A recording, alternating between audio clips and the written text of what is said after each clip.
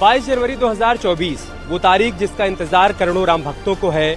22 जनवरी को रामलला गर्भगृह में विराजमान हो जाएंगे, लेकिन उससे पहले प्राण प्रतिष्ठा की तैयारियां युद्ध स्तर पर चल रही हैं।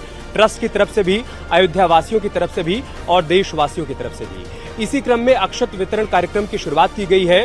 देश के 5 लाख गांवों में अक्षत वितरण किया जाएगा और उसके जरिए तमाम राम भक्तों से अपील की जाएगी कि जब रामलला गर्भगृह में विराजमान होंगे, आप अपने घर में उस दिन धार्मिक अनुष्ठान करिए और रामलला की भक्ति में लीन हो जाइए।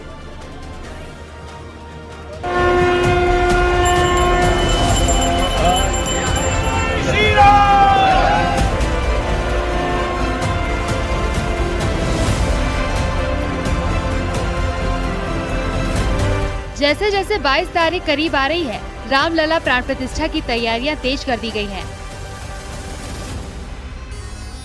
लखनऊ से लेकर दिल्ली तक बैठकों का दौर जारी है। वहीं रामलला प्राण प्रतिष्ठा को लेकर अक्षत वितरण का कार्यक्रम भी शुरू हो गया है। पूरे देश में घर घर जाकर कार्यकर्ता लोगों को रामलला की तस्वीर और पूजित अक्षत के 4 दानों का वितरण कर रहे हैं और सभी लोगों से आग्रह किया जा रहा है कि वो 22 जनवरी को अपने घर के दफ्तर के पास मौजूद राम मंदिर में जरूर जाएं और पूजा करें।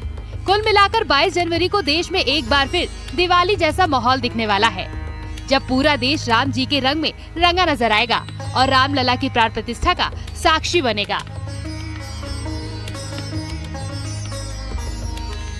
प्राण प्रतिष्ठा दोपहर 12:20 पर होगी।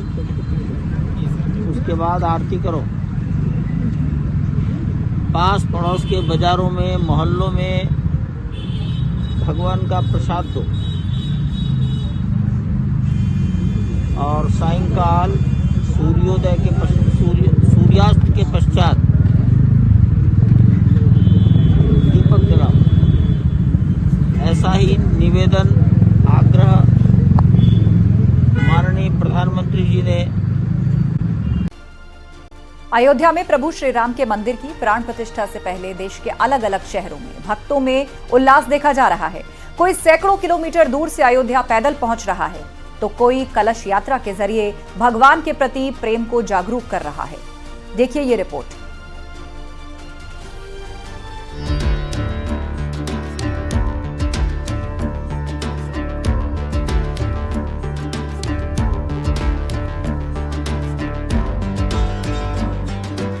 रामलला के प्राण प्रतिष्ठा को लेकर उत्सव का माहौल बना हुआ है, जिसका असर अवध से काशी तक देखा जा रहा है।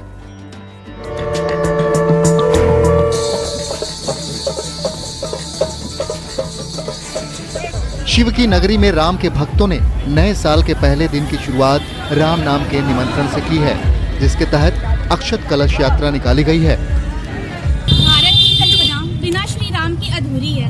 आज जब 500 वर्षों बाद श्री राम पुनः अपने घर को प्रस्थान कर रहे हैं, उनकी प्राण प्रतिष्ठा, उनकी स्थापना होने वाली है, इस पवित्र अवसर पर हम सब मिलकर पूजित कलश यात्रा निकाल रहे हैं। संगम नगरी प्रयागराज में परेड मैदान में आरएसएस की ओर से भव्य यात्रा निकाली गई। 17 किलोमीटर लंबी श्री राम विजय ध्वज यात्रा का शुभारंभ श्री राम जन्मभूमि तीर्थ क्षेत्र ट्रस्ट के वरिष्ठ सदस्य स्वामी वासुदेवानंद सरस्वती ने भगवान श्री राम और भाई लक्ष्मण की पूजा अर्चना के साथ की। लोगों का सौभाग्य है कि हम लोग प्रत्यक्ष साक्षी बनेंगे।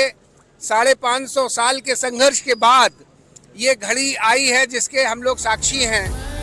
वहीं संगम नगरी प्रयागराज में भगवान राम का एक ऐसा भक्त भी है जो कि अनूठी साधना में लीन है। यह राम भक्त अनूठे अंदाज में लोगों को रामलला के दरबार में जाने के लिए न्योता दे रहा है। प्रयागराज के दारागंज के रहने वाले अंतर्राष्ट्रीय मुंच नर्तक दुकान जी अपने अलग अंदाज में राम मंदिर में दर्शन पूजन के लिए राम भक्तों को आमंत्रित कर रहे हैं। मेरा सपना जो साकार हुआ है, तो चाहे जितने किलो का हो, वो हम सर पे लेके लोगों को जागरूक कर रहे हैं कि लोग निमंत्रण के साथ वहां पहुंचने के लिए तैयार भी रहे। आगरा में भी राम भक्तों ने अपनी अपनी जिम्मेदारी ले ली है। कोई चौराहा सजाएगा, तो कोई घर घर दीपक और मिष्ठान वितरण करेगा। 22 जनवरी को खास बनाने के लिए आगरा के राम भक्त तैयार हैं।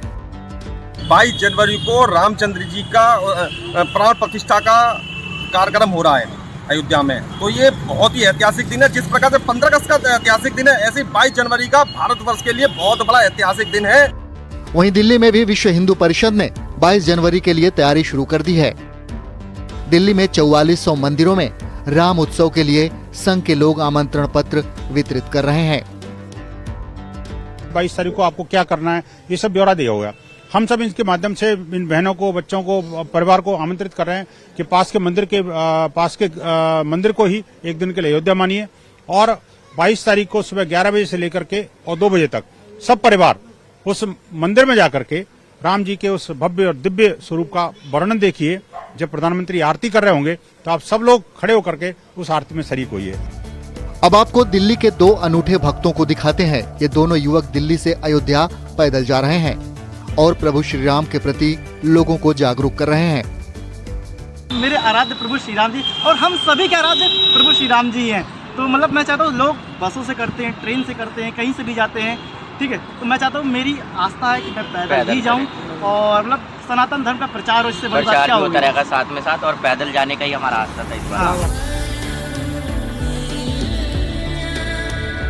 राम उत्सव की तैयारी देश के कोने कोने में हो रही है। सभी रामलला के आने का इंतजार कर रहे हैं। इसलिए 22 जनवरी को ऐतिहासिक बनाने के लिए देश में उत्सव चल रहा है। Bureau report, news 18।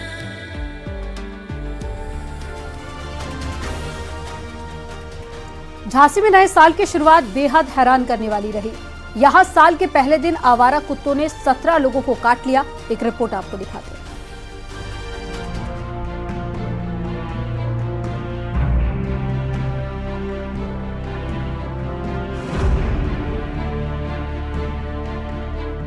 नए साल के जश्न में कुत्तों का खौफ। एक शहर में नए साल की पार्टी के दौरान 17 लोगों को कुत्ते ने काटा।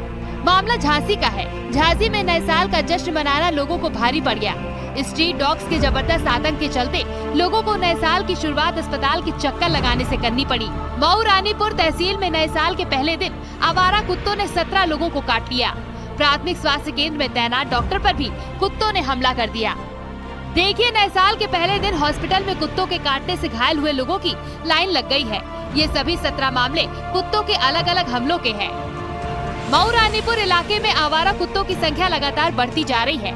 ऐसे में कुत्ते लगातार लोगों पर हमला भी कर रहे हैं। 1 जनवरी को कस्बे में आवारा कुत्तों ने 17 लोगों पर हमला किया। आवारा कुत्तों को पकड़ने के लिए नगर पालिका स्तर से चलाया जा रहा अभियान फेल नजर आ रहा है। कुछ लोग तो ऐसा भी कह रहे हैं कि जिन्हें कुत्ते ने बुरी तरह से घायल कर दिया, उन्हें अस्पताल में भर्ती कराना पड़ा। पुरानी बेलाई में चले जा रहे थे दोनों लोग, तो पीछे से कुत्ता आया, पहले मुझे काटा, हमने इनको ताना तो फिर से काट लिया। लगभग हमारे सामने 10 लोगों को काट लिया उसने, करीब 5-6 लेडीजों को, 5-6 लोगों को। खेत से चले आए थे तो रास्ते में पीछे से आया तो काट खाया।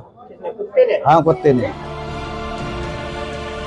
पिछले कुछ दिनों से लगातार इस इलाके में कुत्तों के हमले के मामले सामने आ रहे हैं। लोग बार बार प्रशासन से आवारा कुत्तों को पकड़ने की अपील कर रहे हैं, लेकिन बावजूद इसके कोई एक्शन नहीं लिया जा रहा, जिसका नतीजा सामने है।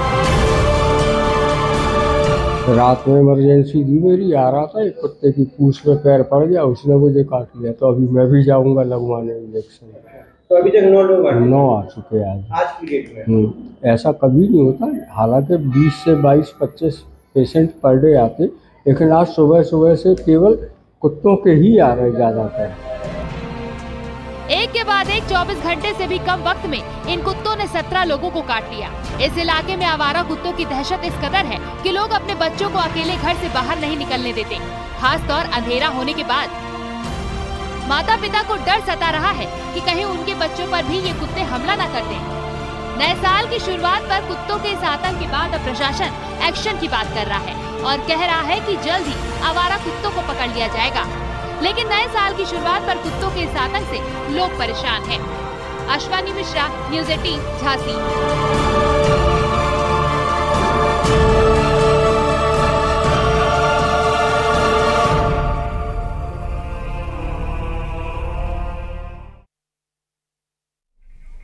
ब्रेक के लिए खबरों का सिलसिला लगातार जारी है।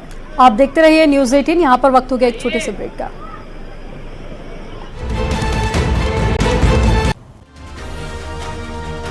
ब्रेक के बाद बढ़ते हैं आगे। चमोली की नीति घाटी में टिमरसैंड महादेव का मंदिर है, जहां दर्शनों के लिए दूर दूर से श्रद्धालु आ रहे हैं और यहां के प्राकृतिक सौंदर्य को देख उनकी जमकर तारीफ भी कर रहे हैं।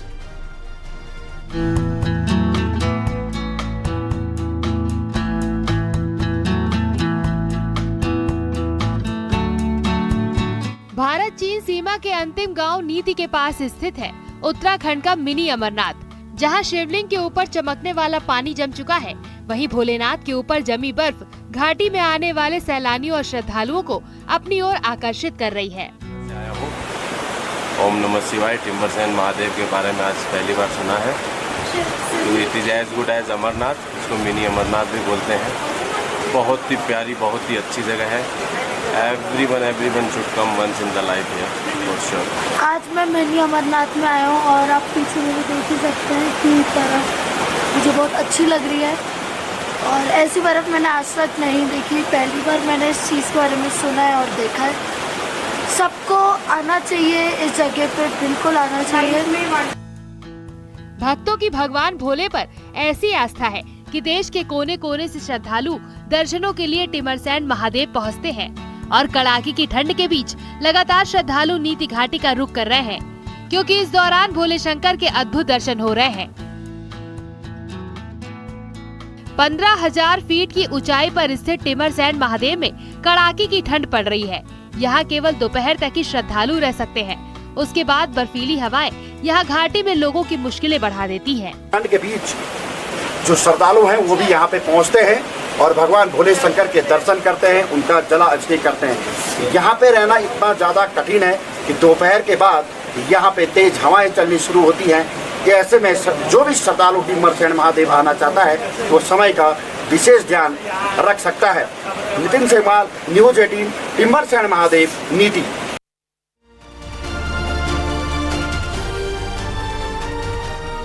यहाँ पर वक्त हो गया एक छोटे से ब्रेक का। खबरें लगातार जारी हैं, आप बने रहिए हमारे साथ।